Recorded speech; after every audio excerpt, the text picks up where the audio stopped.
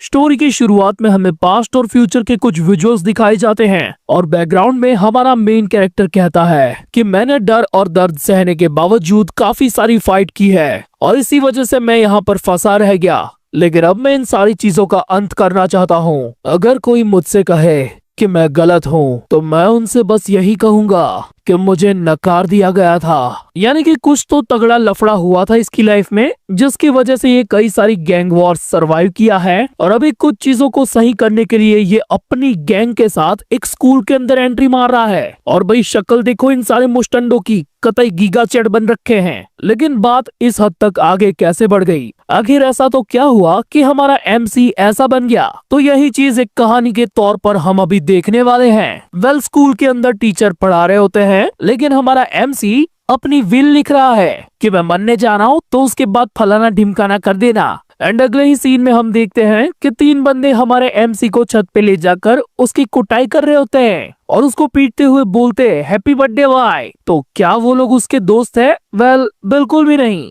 ऐसा उसके साथ स्कूल में डेली होता है। एंड इसी दौरान हमें अपने एमसी का नाम पता चलता है जो कि है दाजुन। एंड यही सारी गलत चीजें जो डेली उसके साथ होती है ना, वही वो अपनी विल के अंदर लिख रहा है कि ये डोयुन ली नाम का बंदा कैसे अपने चमचों के साथ मिलकर मेरे को बुली करता है और सड़ी हुई चीजें खाने पर मजबूर करता है। वो उसके चप्पल तक को छीन के स्कूल से नीचे फेंक देता है और ये जो केक जमीन से रगड़ के उसको खिलाया गया ना, वो केक भी वो दाजुन से ही मंगवाता है कि साले कल भी केक लेकर आई हो, तेरा बर्थडे वापस से बनाएगा मैं। अब इन सारी चीजों की वजह से दाजुन की इज्जत का स्कूल के अंदर कचरा हो चुका होता है। भाई को बस इन सारी चीजों से छुटकारा चाहिए, तो वो डिसाइड कर चुका है कि मैं टपक ही जाएगा। एंड इसी वजह से वो अपना विल लिख रहा था। दाजुन अभी से विजुअलाइज करने लगता है कि जब भी मैं टपक जाएगा उसके बाद इस विल के जरिए मेरे सारे बुलीज का पर्दाफाश हो जाएगा, उनको सजा मिलेगी और मुझे मिलेगा जस्टिस। पर दुनिया से लुढ़कने से पहले वो एक आखिरी बार अपनी फैमिली को गुड बाय करना चाहता है। अगले सीन में हम देखते हैं उसकी फैमिली को। दाजुन का बड़ा भाई निहायत ही चिरान लौंडा है और उसकी छोटी बहन मोबाइल में ही घुसी रहती है और बाप को तो परवाह ही नहीं होती दाजुन के बारे में। तभी टीवी पे न्यूज आती है कि एक लोकल स्कूल के अंदर सेकंड ईयर के एक बंदे ने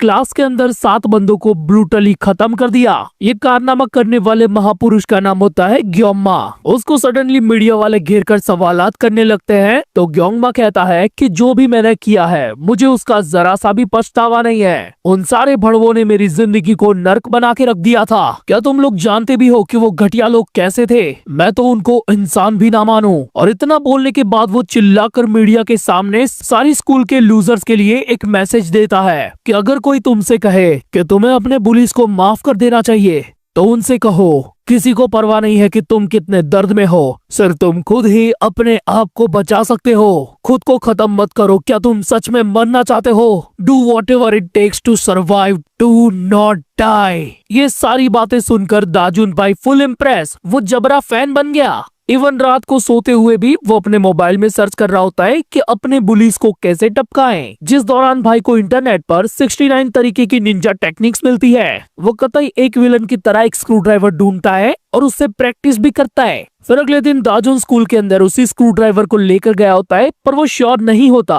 कि वो ये कारनामा कर भी पाएगा कि नहीं। तभी उसकी गुद्दी पर टपली दाव शुरू हो जाता है। डोयुन ली उसे कहता है कि मैंने तेरे को बोला था केक लेकर आई हो, तो तू लाया है कि नहीं? दाजुन अपना स्क्रू ड्राइवर निकाल कर कुछ करने जाता ही है, लेकिन डोयुन की शक्ल देखकर उसकी वहीं पे फट जाती है। फिर डोयुन उसकी पिटाई करता है एंड उसे बताता है कि कोई बात नहीं, क्योंकि आज तेरे लिए पार्टी तेरा भाई देगा। स्कूल खत्म होने के बाद वो लोग दाजुन को अपने अड्डे पर लेकर जाते हैं, जहाँ पर मामला ऑलरेडी सेट है। चकना, beer, Campa cola, coca cola, सब कुछ। दाजुन उनसे मना करता है कि मैं ये नहीं पी सकता, लेकिन वो उसे धमकी देता है कि तेरे को पीना ही पड़ेगा। और फिर डोयुन उसके लिए बनाता है पतंजलि स्पेशल सोडा, जिसमें मिक्स होता है चकना, beer, cold drink, ramen, chips और मसालेदार मोजे के साथ साथ उसका अपना थूक। दाजुन बेचारा ये पीना नहीं चाहता, लेकिन उन बुलीज के डर की वजह से वो उसे पी जाता है और बाद में तुरंत उल्टी भी कर देता है। डोयुन भी लाइक कि ये तो नहीं चलेगा, जब तक तू पूरा पिएगा नहीं तब तक तू यहाँ से जाएगा नहीं। वो उसके साथ एक और बार वैसा करता है। दाजुन बेचारे को अगेन उल्टी होती है और उन लोगों का वो तामझाम वाला सारा सामान भी खत्म हो जाता है। डोयुन अपने दोस्तों को पैसे देकर कहता है कि जाओ और लेकर आओ, और दाजुन के मुंह में बची हुई बियर को ठूसने लगता है। तभी दाजुन तुरंत ही उसको धक्का मारकर भाग जाता है, पर डोयुन उसे तुरंत ही पकड़कर उसकी धुलाई करता है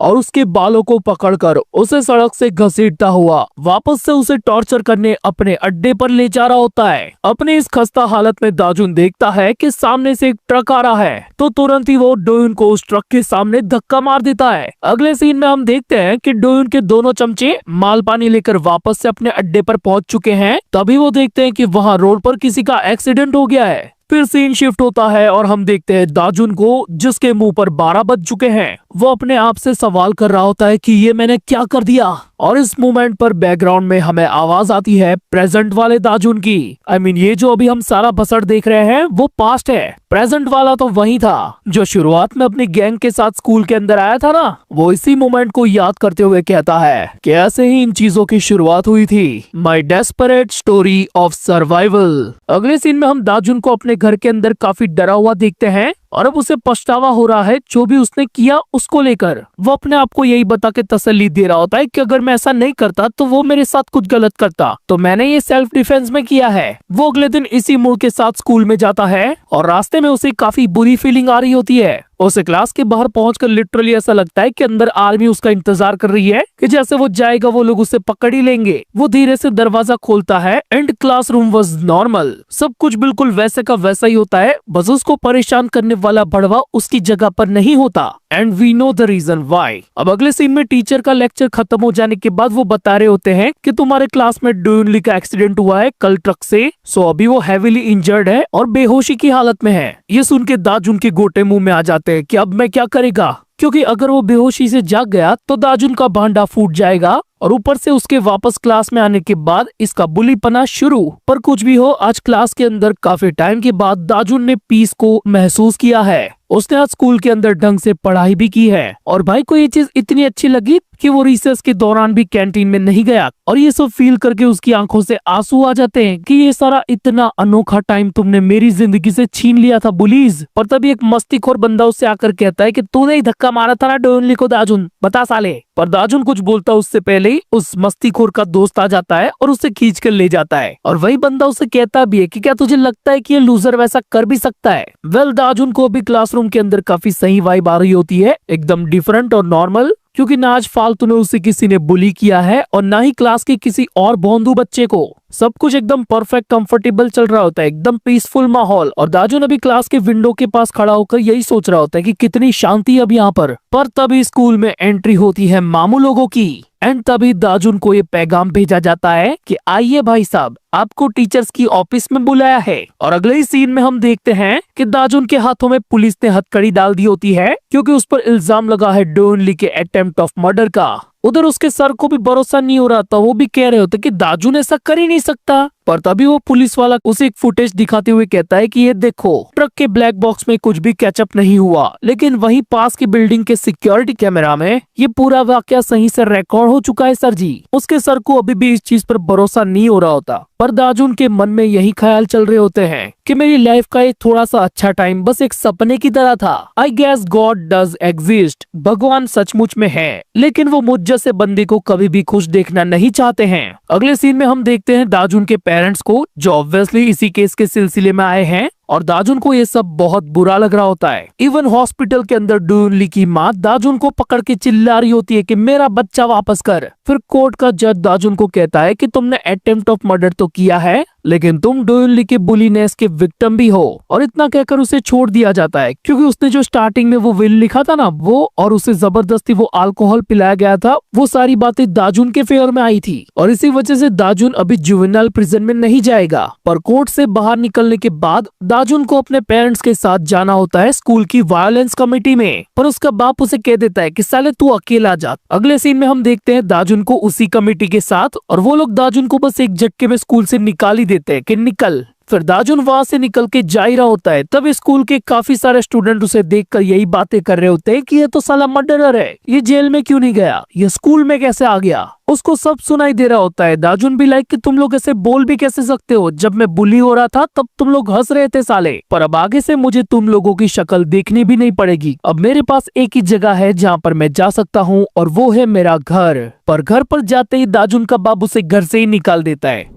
निकल कि तू अब नहीं रह सकता यहाँ पर। अगले सीन में दाजुन बारिश में भीगता हुआ बस चलता जा रहा है क्योंकि अब उसके पास कोई ठिकाना बचा ही नहीं है। पर तभी उसे रास्ते में मिल जाते हैं स्कूल के बाकी के बुलीज एंड ये दो बंदे वही डोनली के चमचे हैं जो अभी अपने चमचों को लेकर आए हैं। एंड अगेन वो लोग एक खाली बिल्डिंग में दाजुन को ले जाकर उसकी पिटाई शुरू कर देते हैं। लाते घूसे छाते सब कुछ बताते हैं। दाजुन अपने मन में यही बोल रहा होता है कि आज मैं तबीयत से टूटने वाला हूँ क्योंकि 6 लोग एक साथ मिलकर उसे मार रहे होते हैं। फिर ये प्रोग्राम की समाप्ति के बाद वही चमचा दाजुन के सर पे पैर रख के कहता है कि हम तेरी माफी को एक्सेप्ट कर लेंगे, बस कुत्ते की तरह मेरे सामने भीख मांग, और अगर तूने गलती की तो हम तुझे वापस से पीटेंगे। दाजुन अपने मन में कहता है कि मैं बुरा इसीलिए हूँ क्योंकि मैंने खुद को बचाने के लिए किसी और को धक्का मार दिया, लेकिन वो बंदा उसने तो मेरे साथ ये घिनौना सुलूक कई बार किया है। और ये सारी बातें याद करके दाजुन चिल्ला के कहता है कि मैं माफी नहीं मांगूंगा, मैंने कुछ भी गलत नहीं किया, वो तुम लोग हो जिन्होंने शुरुआत की थी मुझे परेशान करने की। पर तभी वो चमचा वापस से उसके मुंह पर घूंसे बचा देता है। पर दाजुन अपनी इस हालत में भी वही बोलता रहता है कि मैंने कुछ भी गलत नहीं किया,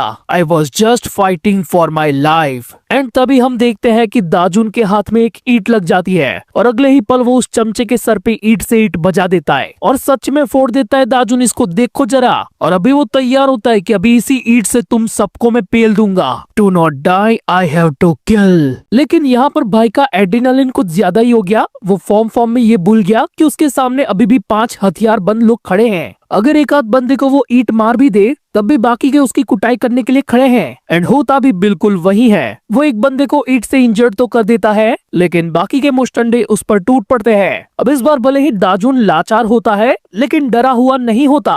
उसकी आंखों में हम गुस्सा देख सकते हैं। एंड अभी उसकी आंख के अंदर एक बंदा स्टिक घुसा के मारने वाला होता है, बट एग्जैक्ट उसी मोमेंट पर वहाँ किसी की एंट्री होती है और वो आते ही कहता है, अबे सालो मेरे घर में क्या कर रहे हो तुम लोग। भाई ये बंदा इस मानवा का जेम है और इसके हाथों में देखो ये जैग्योन्ना वाला नूडल नहीं लग रहा। वेल दाजुन के पुलिस इस बंदे को कहते हैं, अबे साले भिखारी तू इधर रहता है। वो बंदा कहता है कि भाई सच में यार मैं यहीं पे रहता हूँ, और वो जो खून वाली ईंट करके तुमने खराब कर दी है ना वो मेरा पिलो है, मैं उसको तकिया बना के सोता है। लेकिन उन पुलिस में से एक बंदा गुस्से में उसको धमकी देते हुए कहता है कि चला जा साले वरना तू भी यहीं पेला जाएगा। और वो ये बोलता हुआ जाने भी लगता है कि ठीक है मैं दूसरा घर ढूंढ लेगा आज। ये देख के वो पुलिस पलट के थोड़ा सा ऑरा फार्मिंग करने ही वाला होता है, पर तभी हम देखते हैं कि उसके मुंह पे उस बंदे ने अपनी रामेन फेंक के मारी है और उछलता हुआ आके वो सीधा उसके मुंह पर एक फ्लाइंग किक दे मारता है। बस एक ही किक में उस बंदे का काम 25। इधर दाजुन को अभी भी 2 बंदों ने पकड़ के रखा होता है और बाकी तो पुलिस टूट पड़ते हैं उस बंदे के ऊपर, पर वो आवारा बंदा अपनी स्ट्रीट फाइटिंग वाली टेक्निक से दोनों को कूट देता है। एंड दाजुन इन सारी चीजों को होते हुए देख रहा होता है क्योंकि अब उसे मारने वाला और पकड़ने वाला कोई नहीं होता। अब बस एक ही बंदा बचा होता है जो अपने स्टिक के साथ उस आवारा लड़के पर अटैक करता है।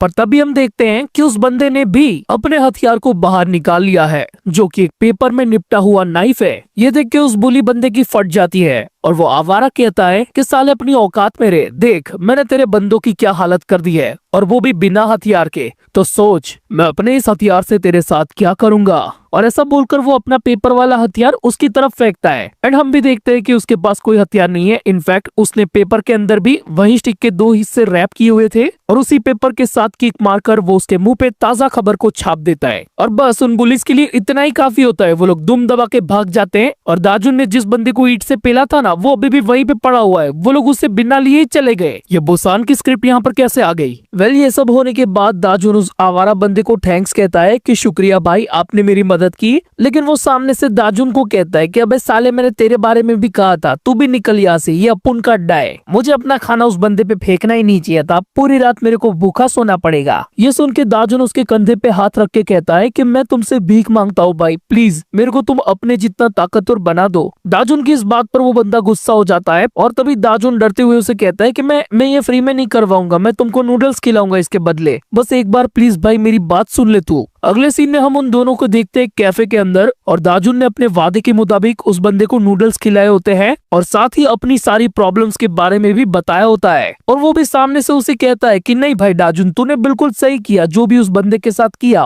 वो ये डिजर्व करता था। तो दाजुन उससे अगेन पूछता है कि क्या आप प्लीज मेरी मदद करोगे, मुझे फाइट करना सिखाओगे। पर खाना खाने के बाद वो बंदा उसे मुंह पर ही मना कर देता है कि नहीं मैं तुझे ये सब नहीं सिखा सकता, उसके कुछ और रीजंस है। क्योंकि दाजुन तू एक ऐसे फूल की तरह है जिसको ग्रीन हाउस के अंदर एक नाजुक कदमों से पाला गया हो। अगर तुझे मेरी तरह लड़ना सीखना है तो मेरे साथ इस जंगल में घूमना होगा, लेकिन तू उस टाइप का नहीं है, तू इन सड़कों के जंगल पे पहले ही टपका जाएगा। तो सीधी बात, नो बकवास, तो अपनी ये जिद छोड़ दे। और इससे भी ऊपर वो बंदा वहाँ से जाते हुए दाजुन को कहता है कि घर चला जा बच्चे, तेरे से नहीं होने वाला ये, और हाँ, मेरा पीछा भी मत करना। दाजुन अगेन रोते हुए अपने आप से ही सवाल करने लगता है कि क्या मैं अपनी पूरी जिंदगी ऐसा ही रहूंगा? Obviously not. और अगले ही दिन से वो उस आवारा बंदे का पीछा करना शुरू कर देता है। दाजुन देखता है कि उस बंदे ने डंप क्लोथ्स के बॉक्स में से एक कपड़ा उठाया और पहन के चलता बना, तो वो भी बिल्कुल वैसा ही करता है। और कपड़े देखो इसके कितने बड़े हैं। फिर दाजुन आगे उसका पीछा करते हुए देखता है कि उस बंदे ने राइस का पैकेट उठाया और फिर पार्क में आ गया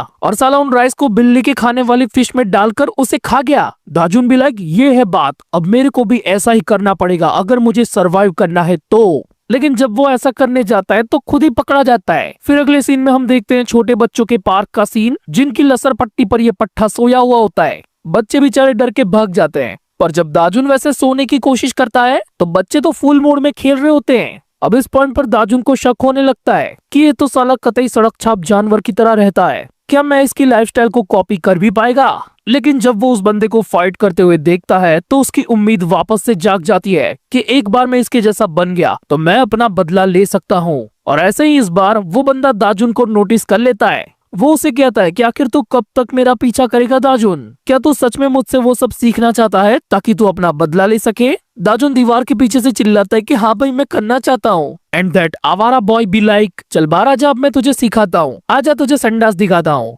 वेल, वो दिखा रहा होता है उसी बंदे को जो लास्ट नाइट दाजुन की बुलीज में शामिल था। यही तो सबसे पहले पिटा गया था इसके हाथों। बेसिकली ये दाजुन के सामने चैलेंज रख रहा है कि अगर तू इसे हरा देता है स्ट्रीट फाइट में तो मैं तुझे सब कुछ सिखाऊंगा। तूने अपनी लास्ट फाइट के अंदर ईंट से ईंट बजाई थी, वो भी कुछ बुरा नहीं था, लेकिन उतना काफी नहीं है। अगर तुझे सही में बदला चाहिए तो सामने से पंगे लेने होंगे भाई। एंड अगले सीन में दाजुन बिल्कुल तैयार होता है कि अब की बार मैं इसका शिकार करूंगा। लेकिन इस मोमेंट पर हमें उसके पास्ट का एक सीन दिखाया जाता है जिसमें यही सेम बंदा दाजुन से माफी मांग रहा है कि भाई माफ कर दो अपुन को कि मैंने लकड़ियों के सामने तेरी पैंट उतार दी और बाथरूम में तेरे पर पानी डाला। और ऐसा बोलते हुए वो दाजुन की तरफ अपना हाथ आगे बढ़ाता है कि भाई मेरी अपोलॉजी को एक्सेप्ट कर ले। एंड यहाँ दाजुन के पीछे हम वापस से डोयनली को भी देख सकते हैं। दाजुन बेचारा अपना भोला लड़का उससे हाथ मिलाता है और ये बड़वा उसके हाथ को दबा के स्क्वीज कर देता है। मतलब ये हृदय परिवर्तन वाली चिकनी चुपनी बातों वाला सारा नाटक था। वो लोग दाजुन को ऐसे बुली करके उसकी वीडियोस भी उतार लेते हैं और यहाँ से सीन वापस से प्रेजेंट में आता है। मतलब दाजुन अभी इन सारी चीजों को याद कर रहा था इस बंदे पर अटैक करने से पहले, और अगले ही पल वो सीधा उसके ऊपर कूद पड़ता है। भाई की लैंडिंग वाज क्वाइट इम्प्रेसिव, पर अगले ही पल उल्टा दाजुन के मुंह पर वो बंदा मुक्का मार देता है। एंड बाय द वे, इस बंदे का नाम है जोंग्योन पार्क, पर हम इसको जांग्या भाई बुलाएंगे। और अभी जांग्या भाई धड़ाधड़ दाजुन को पेले जा रहे हैं और वो आवारा बंदा दाजुन की ये हालत देखकर थोड़ा सा निराश होता है कि फालतू में ही लड़वा दिया बेचारे को। एंड उधर जांग्या भाई दाजुन को मार मार के कचरे में फेंक देते हैं कि साले एक तो मेरा दिमाग ऊपर से खराब है और ऊपर से तू मुझे हल्के में ले रहा था। मैं वैसे तो तुझ जैसे खिलौनों पर ध्यान भी नहीं देता था, लेकिन आज तुझे तोड़कर रहूंगा। और वो दाजुन को तोड़ने जा ही रहा होता है, पर तभी उसके थोबड़े पर आकर लगती है ताजा ताजा कचरे की थैली जो दाजुन ने ही फेंक के मारी है। और इसी के साथ दाजुन उसे ग्रैब कर लेता है, पर ऑब्वियसली उन दोनों के बीच में वेट का डिफरेंस काफी ज्यादा है तो वो कुछ ज्यादा कर नहीं पाता। उल्टा जांग्या भाई मार मार के दाजुन को दीवार में चिपका देते हैं। लेकिन दाजुन यहाँ पर भी उसकी आंखों में अपनी उंगली डालने की कोशिश करता है और ये देखकर वो आवारा बंदा समझ जाता है कि दाजुन उसकी पिछली रात वाली फाइटिंग स्टाइल को कुछ मायनों में मिमिक कर रहा है। पर शुरुआत के टाइम में ये सस्ती कॉपी स्किल आखिर कहाँ काम आने वाली थी। जांग्या भाई ने दाजुन की उंगलियों को मरोड़ के रख दिया होता है, पर तब भी दाजुन की आंखों में गुस्सा देखो। जांग्या दाजुन के मुंह पे थप्पड़ बजा देता है कि साले ऐसे घूर के मत देख मेरे को। पर अगेन यहाँ पर हमें वापस से कुछ देर पहले का सीन दिखाया जाता है जब दाजुन इस आवारा बंदे से पूछ रहा होता है कि आखिर बिना सीखे मैं उससे फाइट कैसे करेगा। वेल, उस बंदे ने दाजुन को कोई ऐसी निंजा टेक्निक नहीं बताई होती, उसने बस कहा होता है it doesn't matter what you do in street fight. उन लोगों ने ही तेरी जिंदगी खराब करी है तो उसमें इतना सोचना क्या, बदला लेने का है तो लेने का। पर करंट टाइम पर दाजुन की ली जा रही होती है एंड ये देखकर वो आवारा बंदा इधर से निकल ही रहा होता है, यही चीज सोचते हुए कि मैंने कुछ ज्यादा ही एक्सपेक्ट कर लिया था दाजुन से। पर तभी हमें दिखाई जाती है जांगिया भाई की शक्ल, जिसपे 12 बज चुके हैं क्योंकि हमारे दाजुन ने उसकी किडनी पर लगा दिया होता है अपना नाइफ। पहले तो उसे इस बात पर यकीन ही नहीं होता कि दाजुन जैसा लूजर कुछ ऐसा भी कर सकता है। वो इवन उसे कहता भी है कि चल चल हटा अभी से, लेकिन दाजुन उसे अपनी क्रीपी स्माइल के साथ कहता है पकड़ उसे और भी ज्यादा कस के पकड़, ताकि जब मैं उसे जोर से खींचूं तो तेरा हाथ भी कट जाए। ये सुन के उसकी सही में फट जाती है और उसके फ्रीज होते ही दाजुन उसके ऊपर एक लात मार के उसे गिरा देता है। और जब वो गुस्से में उसकी तरफ आगे बढ़ता है तो जांगिया भाई अपना जांगिया पकड़ के भाग लेते हैं, पर घाई घाई में वो किसी अलग ही खोपचे में घुस जाते हैं जहाँ से बाहर निकलने का कोई रास्ता ही नहीं होता। और पीछे दाजुन किसी ज़ॉम्बी की तरह चलता हुआ आ रहा है, इसी फीलिंग के साथ कि आज काट डालेगा तेरे को। और बस वो जांगिया के पास आकर उसकी काफी गंदी धुलाई करता है। उसे हर तरफ से मुक्के और लातें पड़ रही होती है एंड वो एक बार दाजुन को रुकने के लिए भी कहता है, पर दाजुन कहाँ रुकने वाला था। वो एक लात के साथ वापस से उस पर अटैक करना शुरू हो जाता है क्योंकि उसे पास्ट की वो सारी बातें याद आ रही होती है कि कैसे बिना किसी गलती के भी उसकी पिटाई की जाती थी। दाजुन अभी उसको मारते हुए काफी ज्यादा इमोशनल हो जाता है और कहता है कि तुम लोग सोच भी नहीं सकते कि मेरे लिए वो सारी चीजें कितनी ज्यादा दर्दनाक थी। मैंने हर दिन अपने आप को खत्म करने के बारे में सोचा। अब ये सब बोलते बोलते दाजुन का गार्ड डाउन हो जाता है, जिसका फायदा उठाकर जांगिया उसका हथियार छीन लेता है और गुस्से में तुरंत उस पर अटैक भी कर देता है। ये चीज होती हुई देखकर वो आवारा बंदा भी शॉक हो जाता है, पर वो देखता है तो दाजुन तो स्माइल कर रहा होता है बिकॉज सरप्राइज सरप्राइज उस पेपर के अंदर कोई नाइफ नहीं बल्कि एक मेटल स्केल थी, जिससे अभी तक जांगिया भाई का पोपट कटे जा रहा था। वेल दाजुन ऑरा फार्म करते हुए उसे कहता है कि साले कम से कम मैं तेरी तरह डरा तो नहीं। ये सुन के जांगिया का गुस्सा और ज्यादा बढ़ जाता है, पर वो आवारा बंदा दाजुन की इन सारी चीजों से काफी ज्यादा इम्प्रेस होता है। पर अगले ही पल हम देखते हैं कि जांगिया दाजुन की काफी गंदी वाली पिटाई कर रहा होता है और तभी वो आवारा अपनी लस्सी को उसके सर पे डाल देता है एंड बस जांगिया के पलटते ही उसके मुंह पे पड़ती है तनतनाहट भरी लात। और ये कि कितनी बेहतरीन थी कि जांगिया मुंह से विमल तक थूक देता है और वो बंदा दाजुन से कहता है कि देख भाई, अगर मैं बीच में नहीं पड़ता ना तो तेरी हालत और भी ज्यादा खराब हो जाती। तो अब तू हार गया है तो अब मैं तेरे को नहीं सिखाएगा कि कैसे फाइट की जाती है, ठीक है। ये सुन के दाजुन को अपने आप पे काफी ज्यादा गुस्सा आता है। वो अपने आप से कहता है कि मुझे अगेन उन भड़वों की याद आ गई जिसकी वजह से मैं इमोशनल होकर हार गया। ये कहते हुए वो अपने मुख के जमीन में मारता है जिससे उसका खून तक निकल आता है। ये देखकर वो बंदा दाजुन से एक और बार पूछता है कि क्या तू सच में इतना ताकतवर बनना चाहता है जबकि तेरी हालत यार पहले से ज्यादा खराब है। चल ठीक है, मैं मान गया,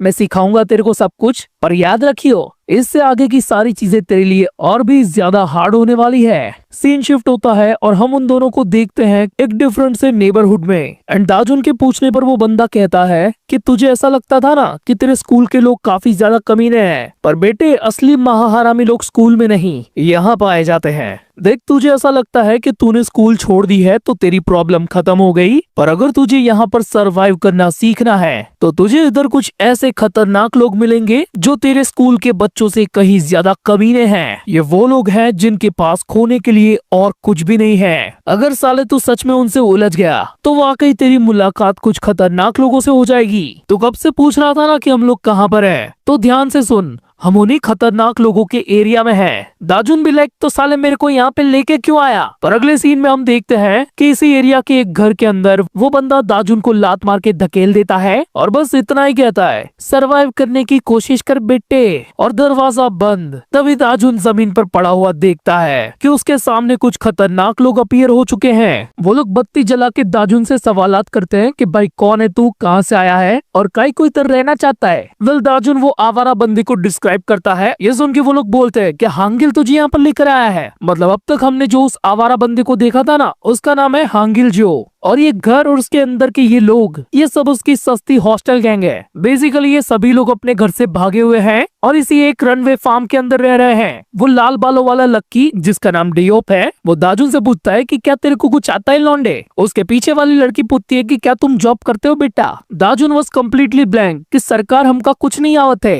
तो डियोप कहता है कि क्या सोचकर हांगिल इस लुल्ली यूजलेस बच्चे को यहाँ पर लेकर आया, अब वही इसको लाया है तो हम निकाल भी नहीं सकते। तो फाइनली वो लोग डिसाइड कर लेते हैं कि वो दाजुन को अपने साथ रखेंगे। फिर उसे दिखाया जाता है उसका लग्जरी डिलक्स रूम जो लॉन्ड्री की खोली है। और ये उसे अलॉट करने के बाद डियोप कहता है कि भाई शुक्रिया मत बोलना मेरे को, तुझे ये सब फ्री में नहीं मिल रहा। अगर तुझे कुछ नहीं आता तो कल से तू यहाँ पर तिहाड़ी करके मजदूरों वाले काम करेगा। और अगले दिन से दाजुन की लेफ्ट राइट शुरू, उससे संडास धुलवाया जाता है, गमले उठवाए जाते हैं और थक हार कर वो खाना भी उनसे अलग बैठकर खाता है, जबकि वो चारों लोग खाना अलग से एंजॉय कर रहे होते हैं। पर फिर भी दाजुन को अपनी ये वाली सिचुएशन उसके स्कूल के हादसों से कहीं ज्यादा बेहतर लगती है। अगले कुछ सीन में हम देखते हैं कि दाजुन पूरा नेबरहुड घूमता है, प्लस अपने घर वालों के लिए ग्रोसरीज का सामान भी लाता है, जिस दौरान उसे इतना तो पता चल जाता है कि ये नेबरहुड इतना खतरनाक क्यों है। और इन्हीं चीजों के दौरान वो कुछ थग्स के ग्रुप के बीच में से गुजरता है, तभी उनका लीडर फालतू में दाजुन से पंगे लेने लगता है कि साले नीचे देख के क्या चल रहा है, मेरी गर्लफ्रेंड की टांगे देख रहा है क्या, जवाब देना साले, माफी मांग मुझसे।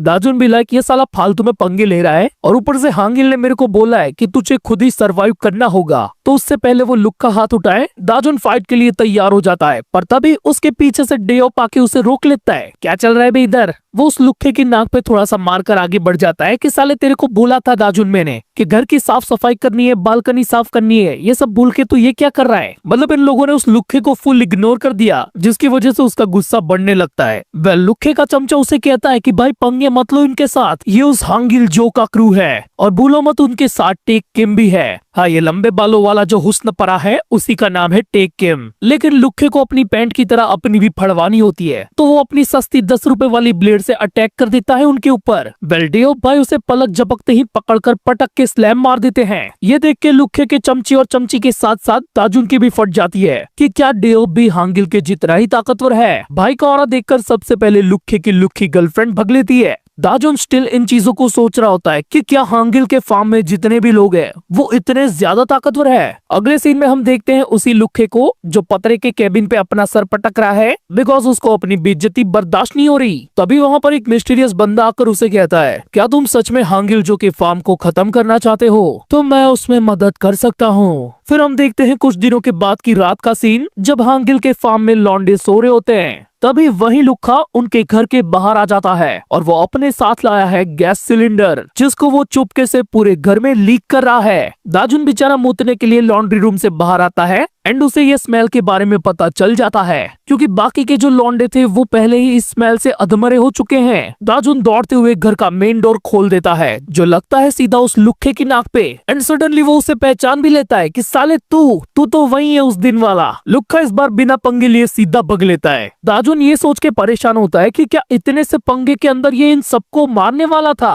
वेल, इस बात का पता लगाने के लिए वो खुद उसके पीछे दौड़ लगा देता है, क्योंकि उसे याद आ रही होती है डेओप की वही बातें कि क्या सच में तुझे कुछ नहीं आता। इधर हांगिल के फार्म पे डेओप के साथ बाकी सब लोग भी घर के पिछले दरवाजे से बाहर होते हैं। उनको लिटरली ये पता ही नहीं होता कि आखिर उनके साथ क्या हुआ था। फिर हम अगेन देखते हैं लुक्खे को जो भागते हुए थक गया है और बोल रहा होता है कि मैंने तो इतनी गैस खाली कर दी, तो वो साला कैसे बच गया। दाजुन full Fast and Furious entry मार के कहता है, मैं बच गया क्योंकि मैं अलग रूम में रहता है। और चमक देखो लौंडे के मुंह पर, वो सच में आज भिड़ना चाहता है। और इसके तुरंत बाद हमें इस गैस इंसिडेंट के कुछ दिन पहले का सीन दिखाया जाता है, जब दाजुन डेओप के पीछे पड़ा होता है कि भाई मेरे को अपना फाइटिंग का तरीका सिखा। और तब डेओप दाजुन पर कुछ खास ज्यादा ध्यान नहीं देता, वो बस उससे पीछा छुड़ाने के लिए उसे स्किपिंग रोप दे देता है और उसे जंप करके प्रैक्टिस करने को कहता है कि देख भाई, अगर मैं एक बार शुरू करता हूँ तो मैं 100,000 करके ही मानता हूँ। फिर सीन शिफ्ट होता है सुबह पर, जब डेओप उबासी लेता हुआ वापस छत पर आता है तो देखता है कि दाजुन साला अभी तक रस्सी कूद रहा है। इस साले ने मजाक मजाक में ही 100,000 बोल दिया था, लेकिन ये पागल हो चुका है। ऊपर से डेओप को बोलता भी है, भाई अब बस 47,000 ही बच्चे हैं, यानी कि 100,000 में से आधे से ज्यादा कर चुका है ये। डेओप उसे कहता भी है कि क्या तुझे सच में ऐसा लगता है कि ये करने से तू ताकतवर हो जाएगा दाजुन? चल अब इसे छोड़ और नीचे जाके बर्तन धो। यहाँ से सीन शिफ्ट होता है प्रेजेंट में और दाजुन अपने अटैक्स उस लुक्खे पर करना शुरू कर देता है। उसके मन में अभी भी यही है कि उसने सारी प्रैक्टिस की थी तो वो ताकतवर बन चुका है, बट इन रियलिटी वो अभी उतना ताकतवर नहीं है। लुक्खा लुक्का उसे पंच मारकर वापस से भागने लगता है, पर दाजुन उसे सीढ़ियों पर भी चेस करता है। वो पलट के दाजुन को एक अटैक करके गिरा देता है। लुक्के के दिमाग में दाजुन से ज्यादा उस बंदे का डर होता है जिसने उसे ये काम सौंपा था, पर तभी दाजुन उसके पैर पकड़ के उसे सीढ़ियों से ही गिरा देता है। इसके बाद वो जैसे ही उसके पास जाता है तो लुक्का उस पर नाइफ से सीधा अटैक ही कर देता है। वो दाजुन से कहता भी है कि तुझे सच में ऐसा लगता है कि मैं तुझ जैसे बंदे से डर के भाग रहा हूँ, एंड ऐसा बोलकर वो दाजुन पे 2-3 अटैक करके उसे कूड़े में गिरा देता है। लेकिन इसके बावजूद भी दाजुन एक कार्डबोर्ड से उसके अटैक को ब्लॉक करता है, पर वो लुक्का इसके बाद भी नहीं रुकता। वो अगेन दाजुन को स्टैप करने की कोशिश करता है और हमें बस उसके खून के छींटे दिखते हैं। सीन शिफ्ट होता है हांगिलजो के फार्म पर, जहाँ पर वो लोग अपने आप को संभालते हुए काफी ज्यादा कंफ्यूज होते हैं कि आखिर हमको बचाया किसने। तब डेओप उन सबसे कहता है कि हमें बचाने वाला दाजुन है। वो अभी यहाँ पर इसीलिए नहीं है क्योंकि वो इस कांड करने वाले इंसान के पीछे भागा है। किम टेक पीछे से कहता है कि सच में इस हादसे के पीछे किसी बहुत बड़े डेंजरस इंसान का हाथ है, यानी कि अभी दाजुन की जान भी खतरे में है। अगले कुछ सीन में हमें दिखाया जाता है कि दाजुन ने अपने फार्म के सारे मेंबर्स को कैसे बचाया था। ये सारी चीजें अभी डेओप को धीरे धीरे याद आ रही होती है और सीन शिफ्ट होने के साथ हम देखते हैं कि दाजुन को उस लुक्के का नाइफ लग चुका है, पर उसकी बॉडी में नहीं, उल्टा उसने उस नाइफ को ही पकड़ लिया था, यानी कि खून उसके हाथ से निकल रहा है। एंड दाजुन हंसते हुए लुक्के को कहता है कि क्या तुझ में इतनी ही ताकत थी, तो अब मेरी बारी। इतना बोलकर वो अपनी जगह पे खड़ा भी हो जाता है और लुक्के को धक्का मार के रेलिंग पे चिपका भी देता है। वो पूरी कोशिश करता है कि लुक्के के ऊपर वही सेम अटैक कर पाए जो डेओप ने पिछली बार किया था, पर लुक्का उसे चिढ़ाते हुए कहता है कि ये सब तेरे से ना हो पाएगा। पर दाजुन भाई उसे गुस्से में कहता है कि मैं तो वो करना ही नहीं चाहता, मैं तो बस तुझे यहाँ से गिराना चाहता हूँ। एंड इतना बोलकर भाई उसके साथ खुद भी गिर जाता है। व्हाट द फक, ये बंदे के पास उतनी ताकत भी नहीं है, तब भी ये इतना क्रेजी है। सोच अगर इसको पावर मिल गई तो ये क्या करेगा। वेल हम लोग देखते हैं कि वो लोग एक ढलान के जरिए गिर रहे हैं जो काफी ज्यादा ऊंचाई पे है, जिस दौरान लुक्के के हाथ से चाकू भी गिर जाता है और वो लुढ़कता हुआ नीचे गिरता है और उसके साथ दाजुन भी अपनी पीठ के बल गिरता है। पर जैसे तैसे वो खड़ा होता है और पत्थर लेकर वापस से अटैक करने जाता है उसी लुक्के पर, बट फिर वो देखता है कि लुक्का तो ऑलरेडी पास आउट हो चुका है क्योंकि उसका सर पार्किंग पोल में टकराया था। तो बेसिकली दाजुन आज पहली बार अपने दम पर एक फाइट जीत गया, जिसका वो सेलिब्रेशन भी करने लगता है। But then my bro realize कि उसको लुक्के वाला चाकू किडनी टचिंग हो गया है और ब्लड लॉस के चलते वो खुद भी बेहोश हो जाता है। उसकी आंखें सीधा खुलती है हॉस्पिटल में, जहाँ पर उसकी रनवे फैमिली के सारे बंदे मौजूद हैं। डेओप उसको शाबाशी देते हुए कहता है कि लौंडे तूने कमाल कर दिखता और तू काफी अच्छी कंडीशन में है। डॉक्टर ने बताया कि तू ऊपर से गिरा था, उसके शॉक की वजह से तू बेहोश हुआ था। जब वो लोग दाजुन के पास पहुंचे थे तब वहाँ पर और कोई भी नहीं था, यानी कि लुक्का पहले ही भाग चुका था। पर जो भी हो, अभी उसकी रनवे फैमिली के सारे मेंबर्स उससे खुश होते हैं। इनफैक्ट वहाँ पर हांगिल भी मौजूद होता है और वो दाजुन से फाइनली कहता है कि तू सरवाइव करना सीख गया है। तो अब से शुरुआत होती है तेरे अगले लेसन की, एंड दाजुन इसके लिए भी तैयार होता है। अगले कुछ सीन के दौरान दाजुन हमें बैकग्राउंड में बताता है कि मेरे हॉस्पिटल से डिस्चार्ज होने के बाद सबने मिलकर घर में बारबेक्यू पार्टी रखी थी और मुझे दबा के अच्छा खाना खिलाया गया। फिर सबने साथ में बैठ के अपने सुख दुख को भी बांटा और दाजुन को ये भी बताया कि वो लोग उससे कुछ ज्यादा अलग नहीं है, वो भी अपने घर से भागे हुए हैं। इनफैक्ट कुछ के पास तो खुद की फैमिली भी नहीं थी जो उनको घर से लात मार कर निकाले। एंड ऐसे ही मजे करते हुए उनकी वो शाम बीतती है। अगले दिन सुबह को दाजुन बताता है कि उस गैस वाले इंसिडेंट के बाद सब कुछ बदल गया। मुझे उस छोटे से लॉन्ड्री के कमरे से निकलकर बाहर सोने की परमिशन मिल गई और उसका फायदा तुम लोग देख ही रहे हो। वो बेचारा पूरी रात सो ही नहीं पाया। फिर धीरे धीरे दाजुन की उन बाकी सबसे भी बनने लगी और उसे पता चला कि उसकी और उनकी एज में कुछ ज्यादा डिफरेंस नहीं है। तब भी सबने मिलकर घर के पूरे कामों को बराबर हिस्सों में बांट लिया था और इससे भी ऊपर वो लोग अपना अपना पार्ट टाइम जॉब करके पैसे भी कमाते थे, बस एक बंदे को छोड़कर। और वो कौन है? हांगिल भाई। वो जस्ट अभी नींद से जागा है। दाजुन उससे पूछता है कि भाई अगर हम लोग ऐसे ही पड़े रहे घर पे तो यहाँ के खर्चे का क्या होगा। हांगिल भी लाइक, अरे भाई टेंशन मत ले, अपन लीडर है यहाँ का, हमें कोई काम करने की जरूरत ही नहीं है। पर अगले सीन में हम देखते हैं कि डेओप दाजुन के पिछवाड़े पे लात मार के उसे बाहर निकाल देता है और साथ ही उसे कहता है कि अगर तुझे खानी है नन्ही बोटी तो कमानी पड़ेगी रोजी रोटी, अगर तू घर के खर्चे में हाथ बटाना चाहता है तो साले जॉब ढूंढ ले। वेल इसी नेबरहुड के एक पिछड़े हिस्से में दाजुन एक पिज्जा शॉप के अंदर काम ढूंढ लेता है, जहाँ पर कस्टमर और बॉस मिलके उसकी काफी गंदी लेते हैं और वो वहाँ से भी निकलने का डिसीजन बना चुका होता है। पर तभी उसके सामने एंट्री होती है उसकी हुस्न परी की, जो दाजुन के सेठ जी की बेटी है। इस बंदी का नाम होता है नायुन। वो दाजुन की शक्ल देखकर उसे क्यूट कहती है और बस हो गया, अब ये लौंडा यहाँ से नहीं जाएगा। इवन वो बैकग्राउंड में भी कहता है, I didn't know it then how meeting this girl would change my life. अगले सीन में हम देखते हैं कि हांगिल ने खोपचे के अंदर काफी सारे बंदों को कूट रखा है, क्योंकि वो उनसे खबर निकलवा रहा है कि आखिर वो कौन था जिसने उसके फार्म पर गैस लीक करवाई थी। पर उन बंदों की पिटाई करने के बावजूद भी हांगिल को कुछ पता नहीं चलता और वो कहता है, कोई बात नहीं, मैं अपने आप ही उसे ढूंढ लूंगा और मौत के घाट उतार दूंगा। वेल हम वापस से आते हैं दाजुन की जॉब पिज्जा पापा पे, जहां नायुन उसको काफी अच्छे से सारा काम सिखाती है। इवन दाजुन की किसी चीज में गलती होने पर भी वो उस पर गुस्सा नहीं करती। वो अपने मन में टेक किम को थैंक्स कहने लगता है कि भाई शुक्रिया, तूने मेरे को ये काम दिलाया। कुछ देर बाद कैफे में कस्टमर के सिगरेट फूकने पर नायुन उसे मना करती है कि सर आप ऐसा नहीं कर सकते, तो वो उस पे गुस्सा होकर स्मूदी का गिलास फेंक के मारता है। दाजुन की वहीं पर सटक जाती है, वो सीधा पंगा लेने जाता है, पर तभी नायुन का बाप उसे वहीं रोक लेता है और ऊपर से नायुन उस बड़वे कस्टमर से माफी भी मांगती है। वेल ये सब मामला निपटने के बाद दाजुन सेठ जी से कंप्लेन करता है कि आपने ऐसा क्यों किया, जबकि वो बंदा आपकी अपनी बेटी की ही बेइज्जती कर रहा था। सेठ जी गुस्से में दाजुन को कुछ बोल नहीं जाते हैं, पर तभी नायुन उनको रोक लेती है और साथ ही दाजुन को बताती है कि इस वाले नेबरहुड में एक डेंजरस गैंग एग्जिस्ट करता है एंड ये बता पाना काफी मुश्किल है कि यहाँ पर आने वाला कोई भी बंदा उस ग्रुप से है या नहीं। बेसिकली ये लोग फालतू में पंगे लेना नहीं चाहते, क्योंकि पास्ट में सेठ जी ने खुद ने ये देखा है कि जब किसी डाइनर या कैफे का उन गैंग्स के साथ पंगा होता है तो वो लोग उनके बिजनेस को बर्बाद कर देते हैं। यानी कि इस नेबरहुड में सरवाइव करने के लिए इन लोगों को ये सब सहना पड़ता है, क्योंकि सेठ जी की बेटी नायुन अभी स्कूल में भी जाती है और यहाँ पर काम भी करती है एंड इसीलिए इनको पैसों की भी जरूरत है।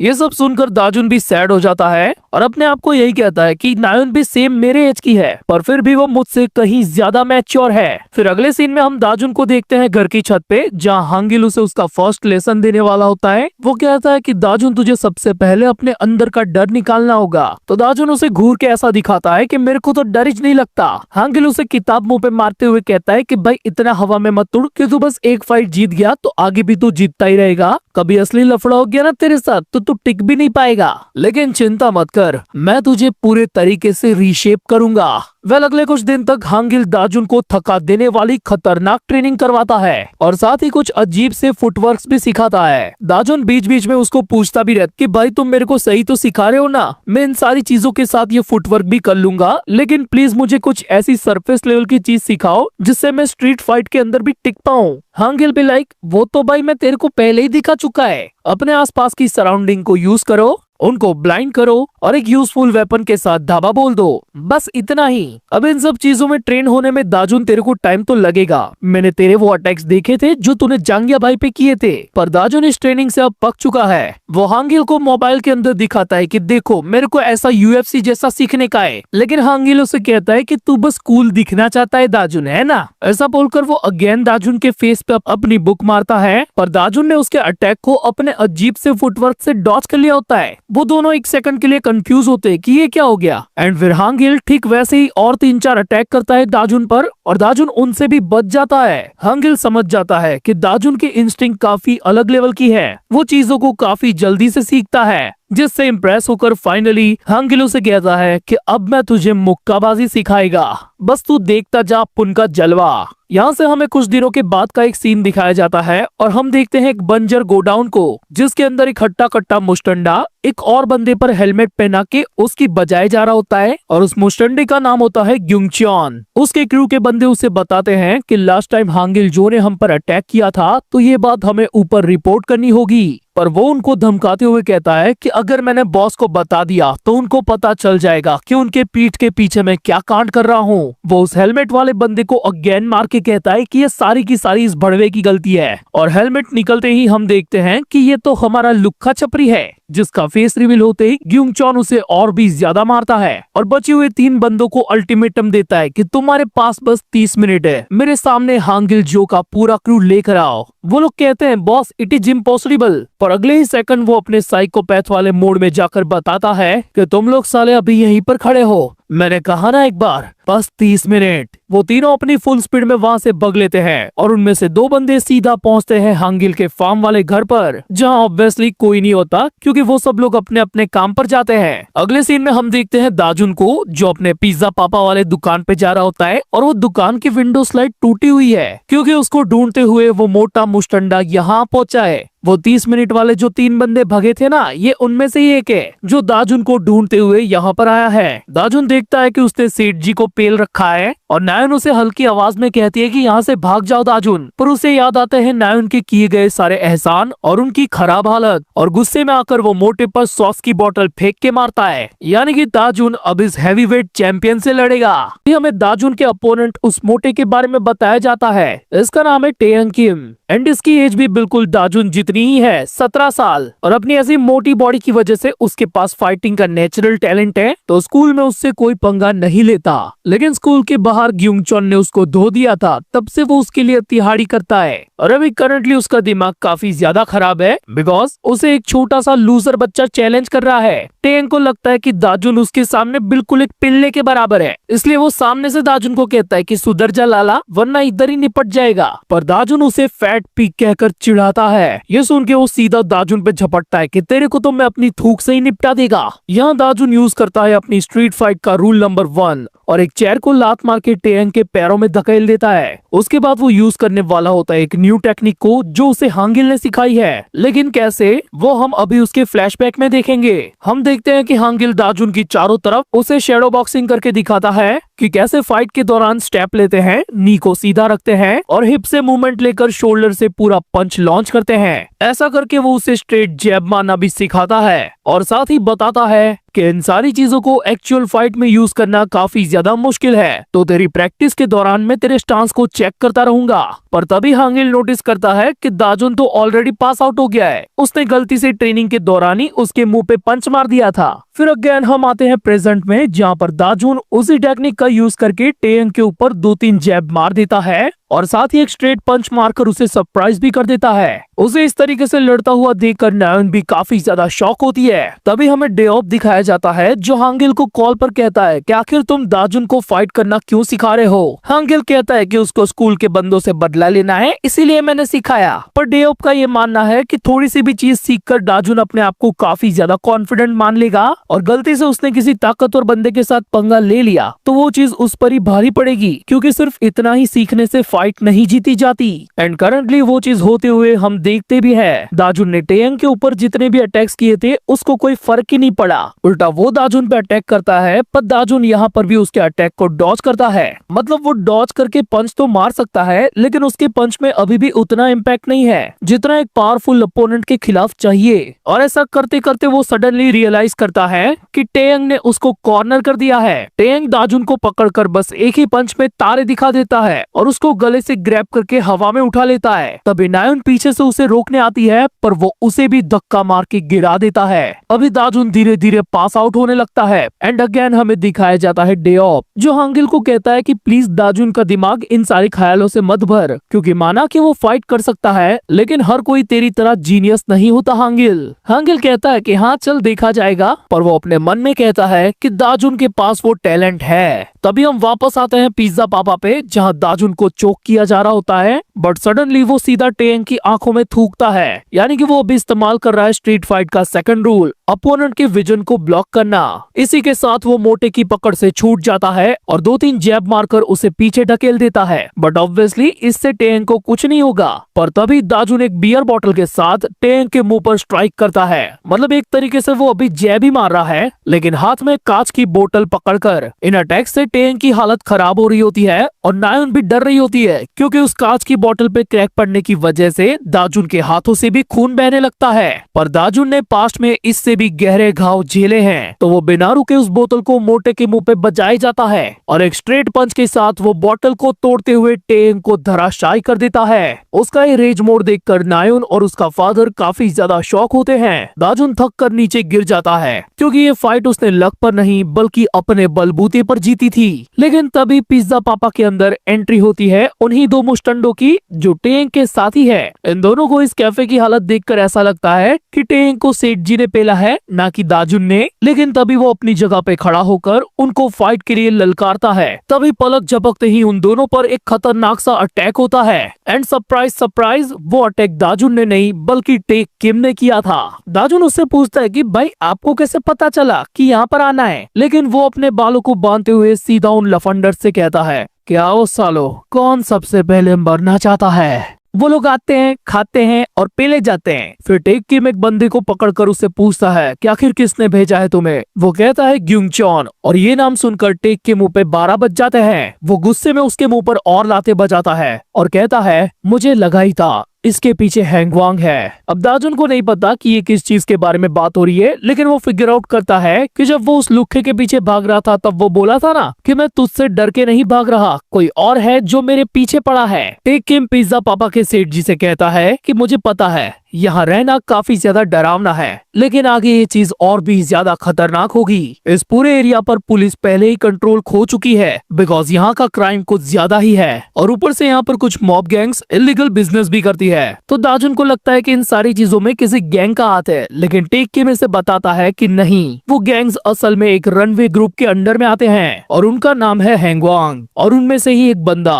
अपनी क्रूरता के लिए जाना जाता है, उसका नाम है ग्युंगचॉन। टेक किम आगे कहता है कि वो लोग हमारे पीछे इसीलिए पड़े हैं क्योंकि पास्ट में हम लोग उनके रास्ते में आ गए थे जब वो लोग हमारे वाले एरिया पे कब्जा कर रहे थे, यानी कि अब वो लोग वापस आ चुके हैं और हम लोग उनकी नजर में हैं। ये चीज सोचकर सेठ जी एकदम परेशान और पागल हो जाते हैं। टेक किम उन्हें पूछता है कि आपने मुझे पहले इस बारे में क्यों नहीं बताया और हमें सेठ जी के फ्लैशबैक के थ्रू पता चलता है कि उनके किसी दोस्त की होटल को इन लोगों ने जला दिया था और खबर फैला दी थी कि ये सब शॉर्ट सर्किट से हुआ है, पर वो लोग असलियत में जानते थे कि इसके पीछे हैंगवांग है और सेठ जी अभी नहीं चाहते कि उनके इस कैफे के साथ भी वैसा हो, पर अब उनका पंगा बहुत ज्यादा बढ़ चुका है। नायुन रोते हुए दाजुन को थैंक्स कहती है और साथ ही वो डरी हुई भी है क्योंकि वो लोग वापस आएंगे। फिर उसकी कुछ देर बाद हम देखते हैं कि टेक किम ये खबर डेओक को बताता है कि हैंगवांग वाला ग्युंगचॉन फिर से हमारे पीछे पड़ा है। अभी के लिए अपने आप को शांत रखना जब तक हम इन लोगों से निपटने का कोई प्लान नहीं बना लेते। पर तभी डेओप देखता है कि वो जिस स्ट्रीट से चलता हुआ जा रहा है वहाँ की एक शॉप पर कुछ गुंडे तबाही मचा रहे हैं। वो तुरंत ही टेक का कॉल कट करके सीधा उनको कन्फ्रंट करता है और वो लोग सामने से उसे धमकी देते हैं कि हम लोग हैंगवांग का हिस्सा है। तो डेओप के लिए इतनी बात ही काफी थी। वो सीधा ही उनके ऊपर टूट पड़ता है ये कहते हुए कि पहले मुझसे मिलो, मैं तुम्हारा बाप है। उनको कूटने के बाद वो उस बूढ़ी आंटी और उनके छोटे बच्चे को कहता है कि तुम ठीक तो हो ना, पर उसे रिप्लाई में वो आंटी कहती है कि बेटा अपने पीछे देखो। और तभी डेओक के सर के पीछे कोई अटैक करता है। वेल ये कोई और नहीं बल्कि ग्युंगचॉन ही है और वो डेओक को हांगिल का नौकर बताता है। यहाँ से सीन शिफ्ट होता है हांगिल के फार्म पे जहाँ उन लोगों के बीच में काफी सीरियस बहस छिड़ी होती है। ग्युंग टेक किम के ऊपर गुस्सा होकर कहती है कि हम लोगों को अभी उस पिज्जा प्लेस की परवाह नहीं करनी चाहिए, हम अभी उस हालत में नहीं है कि हैंगवांग से सीधा पंगा ले। रिप्लाई में टेक कहता है लेकिन बहन उनके पिज्जा मस्त होते यार। फिर वो लोग हांगिल के बारे में बातें करने लगते हैं और दाजुन नोटिस करता है कि इतनी सीरियस डिस्कशन इन लोगों ने आज तक कभी नहीं की। तो आखिर आगे चल के हमारा ग्युंगचॉन से सामना हुआ तो क्या होगा। पर तभी उन सबके मोबाइल पे एक मैसेज आता है जो डेओप के फोन से किया गया था। उस मैसेज में होती है डेओप की फोटो जो भेजी है ग्युंगचॉन ने क्योंकि वो उसे मार पीट कर किडनैप कर चुका है। साथ ही उसने एड्रेस भी भेजा होता है the abandon factory near the forest. हाँ ये वही जगह है जहाँ पर लुक्खा भाई को पहले पीटा गया था और अभी वहाँ पर ग्युंगचॉन के साथ उसके कई सारे बंदे मौजूद है।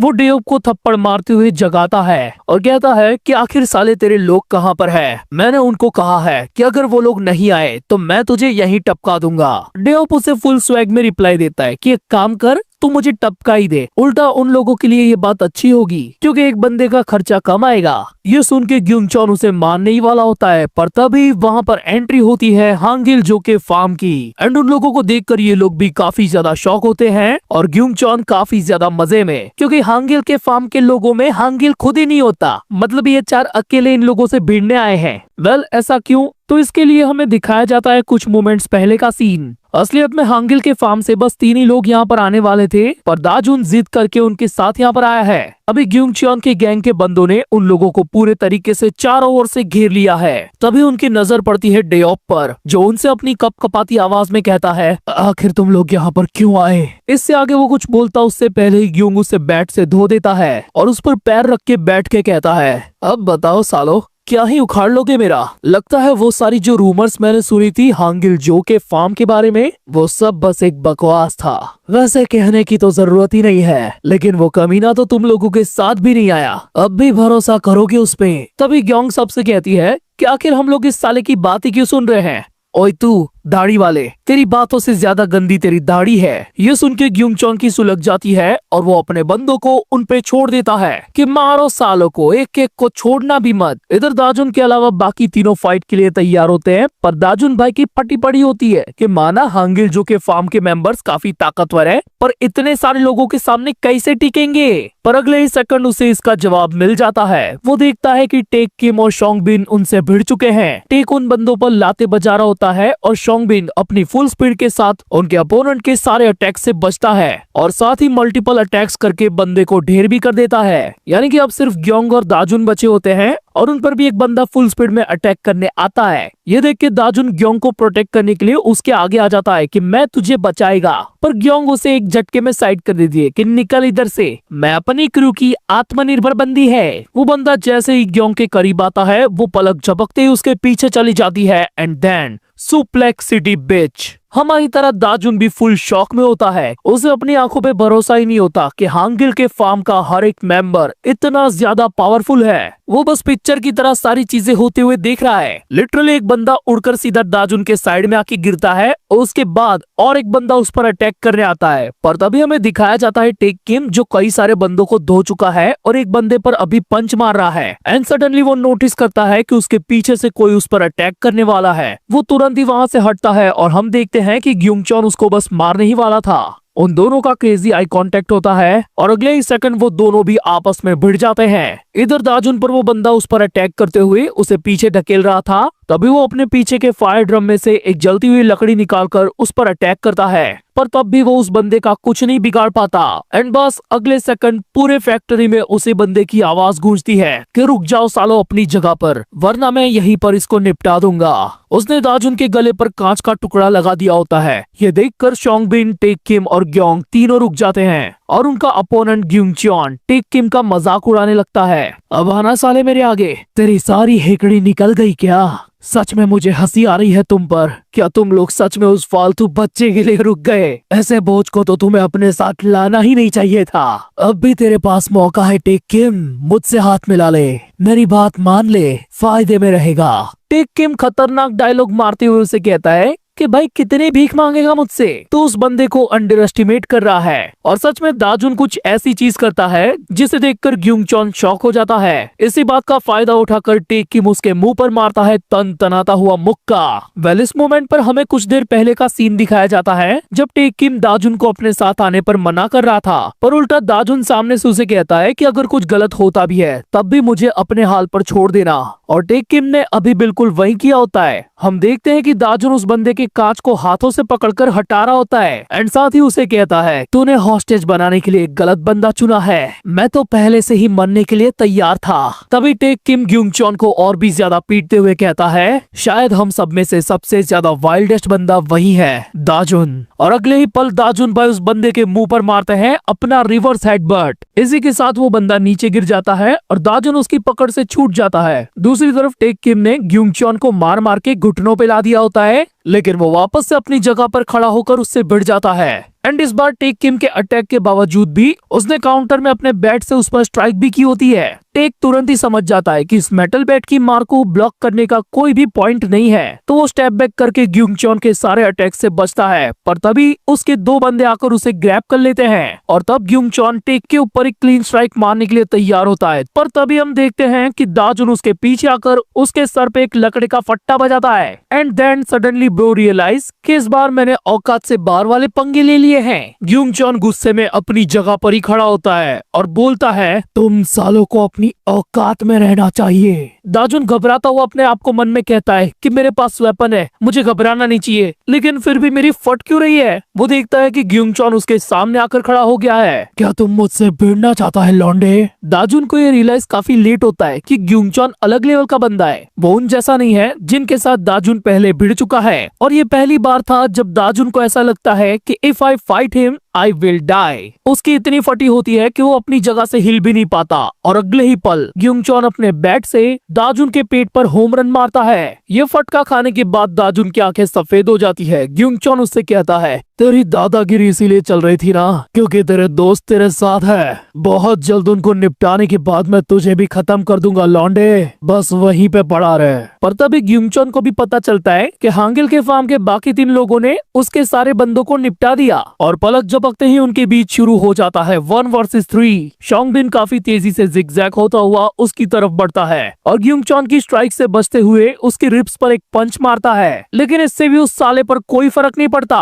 वो अगेन उस पर अटैक करने जाता है, लेकिन टेक किम उसे बीच में ही पकड़ लेता है, तो वो शोंगबिन को लात मारकर दूर फेंक देता है। तभी हमारी आत्मनिर्भर बैडी आकर उसकी एक टांग पकड़ लेती है, और उन लोगों का प्लान होता है इसे गिराने का। पर तभी ग्यूंगचॉन अपने बैट को दूसरे हाथ में पकड़कर बैडी को एक स्ट्राइक मार के उड़ा देता है, और तुरंत ही टेक किम का हाथ पकड़ के उसको धोबी पछाड़ मारता है। उस अकेले बंदे ने इन तीनों की हालत खराब कर दी होती है। टेक किम कहता है कि हम लोग उसे हरा सकते हैं, बस हमें अपना गार्ड डाउन नहीं करना है, लेकिन ग्यूंगचॉन की सुई वहीं पर अटकी हुई होती है। वो अगेन कहता है, मैं तुम लोगों को आखिरी चांस देता हूँ सालो, अब भी मौका है, मिल जाओ मुझसे। तो ग्यूंग उसे कहती है कि तेरे भेजे में भेजा है कि नहीं? अगर मुझे चांस मिले मेरी रनवे लाइफ को छोड़कर कहीं पे जाने का, तो मैं अपने घर पर जाऊंगी ना, तेरे यहाँ तिहाड़ी काय को करूँ। अच्छा ऐसी बात है, तो अभी ये मत कहना कि मैंने तुम्हें बच निकलने का मौका नहीं दिया।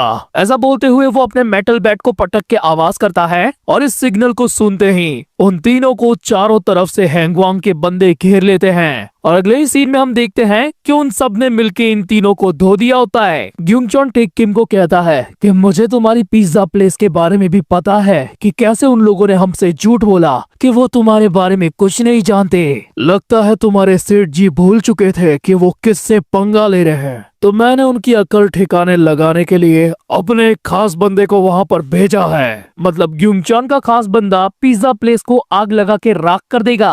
वो बस कॉल लगाकर उसे सिग्नल देने ही वाला होता है, तो टेक किम चिल्लाकर उसे रुकने के लिए कहता है, लेकिन वो इतनी आसानी से कहाँ रुकने वाला था। बट उसे ऐसा करने से रोकने के लिए दाजुन उसके पैर को दांतों से काटने लगता है। मैंने पहले ही कहा था ये बंदा भाई क्रेजी है। वो अगेन ग्यूंगचॉन की लातें खाता है, लेकिन उसका पैर छोड़ने को तैयार नहीं होता, जिससे तंग होकर ग्यूंगचॉन उसके मुंह पर ही अपने बैट से स्ट्राइक मारता है, और बस अब वो पूरे तरीके से ढेर हो चुका है। ग्यूंगचॉन अपने खास बंदे को कॉल करता है जिसका नाम है शुंगबो, लेकिन कॉल पर उसे शुंगबो की काफी अजीब सी आवाज आती है। तभी उस बंद फैक्ट्री का दरवाजा खुलता है और उनका खास बंदा शुंगबो गरबा करते हुए विमल थूकता हुआ अंदर आके गिरता है, और इसी के साथ वहाँ पर एंट्री होती है एक खतरनाक बंदे की। वो आते ही कहता है, तो ये तुम्हारा वो आग वाला बंदा है शुंगबो, है ना? आजकल पता नहीं किन किन से सामना हो जाता है यार, और वो जंगली झाटू लड़के तुम ही लोग हो ना, क्योंकि अभी मैं तुम सबका तबीयत से जंगली पना निकालूंगा। वेल हांगिल जो वाज हियर। बाइक की एंट्री होते ही उसके ऑरा के साथ सब लोग पहचान जाते हैं कि यही है हांगिल जो, और वो उन सबसे कहता है कि तुमने इतने प्यार से जो पैगाम भेजा था वहीं से तुमने इन सारी चीजों की शुरुआत कर दी थी। मैं तो हर जगह तुमको ढूंढ रहा था। मानना पड़ेगा कि तेरे बंदों ने मेरे लोगों को मारा है, पर ये उतना आसान भी नहीं रहा होगा। ये सुन के ग्यूंगचॉन हांगिल को कहता है कि तुम लोगों ने मेरे बिजनेस में नाक घुसेड़ी, इसलिए मैंने तेरे लोगों के साथ ये किया। हांगिल भी लाइक कि भाड़ में गया तेरा बिजनेस में, तूने मेरे परिवार के साथ पंगे लिए हैं, तो ऐसा बिल्कुल भी मत सोचना कि तुम सब के सब यहाँ से सही सलामत निकल जाओगे। ये सुन के एक बंदा सीधा दौड़ता हुआ हांगिल पर अटैक करने आता है, पर वो उसका हाथ पकड़कर वहीं पे तोड़ देता है और कहता है जल्दी करो सालो, वैसे भी तुम लोग बहुत सारे हो। उसे एक बंदे का टूटा हुआ हाथ देखकर सबकी फट जाती है। वो लोग आपस में बातें कर रहे होते हैं और ग्यूंगचॉन उनको चिल्लाकर कहता है, सालो एक दूसरे का थोबड़ा मत देखो, टूट पड़ो उस पे। जो भी उसे मारकर मेरे पास लाएगा मैं उसे 1 मिलियन बॉन्ड दूंगा। पैसों की लालच में वो सारे भूखे भेड़िए एक साथ हांगिल पर टूट पड़ते हैं। वो पहले बंदे का अटैक डॉज करता है और दूसरे के मुंह पर पंच मारता है, फिर पहले की हुड्डी पकड़कर उसे तीसरे पर फेंक के मारता है। तभी हम देखते हैं कि एक बंदा उसके पीछे से उस पर अटैक करने आता है, तो वो जमीन पर पड़ा एक लकड़ी का फट्टा लेकर सीधा उसके मुंह पे बजा देता है। फिर एक और बंदे को ग्रैब करके उस टूटी हुई लकड़ी का पहना हिस्सा उसे खचाखच मार देता है। दाजुन अपनी अधमरी हालत में ये सारी चीजें देख रहा होता है और यही सोचता है कि उस दिन पहली बार जब मैंने हांगिलजो को देखा था तब वो कंस्ट्रक्शन साइट पर बस उन बच्चों से खेल रहा था। तभी ग्युंगचॉन चिल्लाकर कहता है, हांगिलजो वहीं पर रुक जा, अगर तू हिला तो मैं इस बंदे का हाथ हमेशा के लिए तोड़ दूंगा। पर हांगिल उसकी वार्निंग पर थूकते हुए उसके एक बंदे को खतरनाक घुसा मारता है। ग्युंगचॉन वापस से अपनी बात को दोहराता है तो हांगिल भी उसे सामने से कहता है कि एक काम कर, तू तोड़ ही दे उसका हाथ। नीचे से टेक किम भी ग्युंगचॉन को कहता है, भाई वो धमकियों से डरने वाला बंदा नहीं है, वो सचमुच में येड़ा है। लिटरली हांगिल अपना हेडबट मारकर एक बंदे की नाक तोड़ देता है। ये देखकर ग्युंगचॉन की इतनी फटती है कि वो तुरंत ही टेक किम का हाथ तोड़ देता है और साथ ही हांगिल से कहता है कि देख जरा ध्यान से इसे, हांगिलजो तुझे अब पछतावा होगा कि तेरे ऑरा फार्मिंग के चक्कर में तेरे दोस्त के साथ तूने क्या कर दिया। ये सुन के हांगिल फायर ड्रम को लात मारकर सीधा एक बंदे पे गिरा देता है और ग्युंगचॉन को बोलता है, चल देखते हैं किसे पहले पछतावा होता है। इसी के साथ हमें दिखाया जाता है ग्युंगचॉन का पास्ट, जहाँ पर उसका बॉस उसे कह रहा होता है, मैंने सुना है हांगिलजो का फार्म तेरे इलाके में है, मुझे यकीन है इससे आगे परेशानी होगी। क्या तूने उस अफवाह के बारे में सुना नहीं है कि हांगिलजो की ताकत हमारे हैंगवांग के बिग बॉस जितनी ही है। ग्युंगचॉन अपने बॉस से पूछता है कि आखिर आपका कहने का मतलब क्या है सर। तो उसका बॉस कहता है, गलती से भी हांगिलजो से मत उलझना। लेकिन वो पूछता है कि अगर वो लोग हमारे रास्ते में आए तब भी। तो उसके बॉस ने उससे कहा होता है कि बस उनको अवॉइड करो, पैसों को कलेक्ट करो, और अगर वो लोग तुम्हारे रास्ते में आते भी है तो उनसे पंगा मत लो। पर हम देखते हैं कि ग्युंगचॉन ऑलरेडी हांगिल पर अटैक कर चुका है, यानी कि उसने बॉस का कहा ना मानकर बड़े पंगे ले लिए हैं। उसके अगले 2 अटैक से हांगिल एकदम आराम से बचता हुआ पीछे चला जाता है और उससे ऐसे बचता है कि उसका वो हिट सीधा उसके ही बंदों को लगता है। ग्युंगचॉन और भी ज्यादा स्पीड में हांगिल के मुंह पर अपना बैट मारता है, बट उसके साथ साथ हम भी देखते हैं कि हांगिलजो उसी के एक बंदे को बीच में ले आया है और उसे जमीन पर डालते हुए कहता है, अब बस तू अकेला बचा है। हांगिल की इतनी खतरनाक परफॉर्मेंस देखने के बाद भी ग्युंगचॉन को लगता है कि हांगिल उससे वीक है, तो उस पर अगेनिक अटैक करता है। पर इस मोमेंट से हांगिल ने भी उसकी धुलाई शुरू कर दी होती है। उस साले को ये पता ही नहीं चलता कि कब कब में उसके 4-5 मुक्के धड़ाधड़ लग गए। वो अगेन अपने बैट को स्विंग करने जाता है पर हांगिल लात मार के उसके बैट को ही मोड़ देता है। ये लात बैट के साथ साथ ग्युंगचॉन को भी लगी थी, जिससे वो नीचे गिर जाता है। पर अब भी इसके पिछवाड़े का सुलेमानी कीड़ा शांत नहीं हुआ। वो तुरंत ही हांगिल को ग्रैब करके गिरा देता है और उस पर पंचेस की बारिश कर देता है। पर हांगिल उसके एक हाथ पर लॉक लगा के खटैक एक ही झटके में उसके हाथ को तोड़ देता है। भाई हांगिलजो एब्सोल्यूट सिनेमा। वो ग्युंगचॉन को कहता है कि यहाँ पर आने से पहले मैंने तेरे जिस बंदे को पीटा था उसने मुझे सब कुछ बता दिया कि उस गैस इंसिडेंट के पीछे भी तू था, और डेओप के साथ ये सब करके तूने हद पार कर दी, तो मैं भी तुम लोगों को खत्म करके उस हद के आर पार जाऊंगा। ग्युंगचॉन कराता हुआ हांगिल को गालियां देने लगता है, तेरे को पता नहीं है हांगिलजो तूने किससे पंगा ले लिया है। हम लोग हैंगवांग है, हैंगवांग, हमसे कोई बच के नहीं जा सकता। हम कितने हैं उसकी तुम कल्पना भी नहीं कर सकते। मैं जानता हूँ कि तू हैंगवांग के बिग बॉस को जानता है। मैं उनको सब कुछ बता दूंगा और वो तुमको खत्म कर देंगे। ये सुन के हांगिल उसके बाल पकड़ते हुए कहता है कि ठीक है, उसको हाई बोल दियो मेरी तरफ से, पर अभी मुझे तेरे साथ हिसाब बराबर करना है। वो उसे घसीटते हुए ले जा रहा होता है एक फायर ड्रम की तरफ। ये पहली बार था जब ग्युंगचॉन को अपनी आंखों के सामने खौफ नजर आता है। एंड अगेन हम उसका पास्ट देखते हैं जब वो अपने बॉस से पूछता है कि हम लोग हांगिल से पंगा क्यों ना ले, तो उसके बॉस ने रिप्लाई में कहा होता है कि तू जानता नहीं है कि इतने बड़े हैंगवांग में से आज तक किसी ने भी ये करने की जुर्रत क्यों नहीं की, बिकॉज कि वो सब लोग भी जानते हैं कि वो हार जाएंगे। और अभी हांगिल जो ग्युंगचॉन की गुद्दी पकड़कर उसका थोबड़ा उस फायर ड्रम के अंदर डाल देता है। उस पूरी अबेंडन फैक्ट्री के अंदर ग्युंगचॉन के चिल्लाने की आवाज गूंज उठती है। तब हांगिल उसे बोलता है, इस बात को याद रखना, ये सारी की सारी चीजें तुमने शुरू की थी, और जरा देखो हांगिलजो को, ये कितना खतरनाक बंदा है। जो बातें ग्युंगचॉन के फ्लैशबैक में उससे कही गई थी ना, वो इसी हांगिलजो के बारे में की गई थी कि क्यों इतनी सारी गैंग्स को कंट्रोल करने वाला एक सिंडिकेट भी बस इस इकलौते बंदे से पंगा नहीं लेता। और अभी थोड़ी देर पहले ग्युंगचॉन भी खुद बोला था कि हांगिलजो खुद भी पूरे हैंगवांग के बिग बॉस को जानता है, यानी कि हांगिलजो का पास्ट काफी खतरनाक मिस्ट्री से भरा है। अभी ग्यूंगचॉन तड़पता हुआ हांगिल की पकड़ से छूट जाता है और दूर जाके गिरता है। हम देखते हैं कि उसके चेहरे का थोड़ा सा हिस्सा जल चुका है एंड हांगिल उसके चेहरे पर अभी भी अपनी लातें बजाए जा रहा है। ये देखकर दाजुन बैकग्राउंड में कहता है कि वो पहली बार था जब मैंने देखा कि हांगिल जो हकीकत में कितना ज्यादा टेरिफाइंग है। फिर वो डेओप के पास जाकर उसे कंधे पे उठा लेता है और दाजुन से कहता है, चल लौंडे, आज तो तूने बहुत सारी फाइट कर ली है, अब घर चलते हैं। दाजुन हम सबको बैकग्राउंड में बताता है कि हांगिल के इनक्रेडिबल परफॉर्मेंस के चलते हमने उस रात को सरवाइव कर लिया, पर मैं उस बात से अनजान था कि हमारे बुरे नसीब के पंगे हैंगवांग के साथ शुरू हो चुके थे।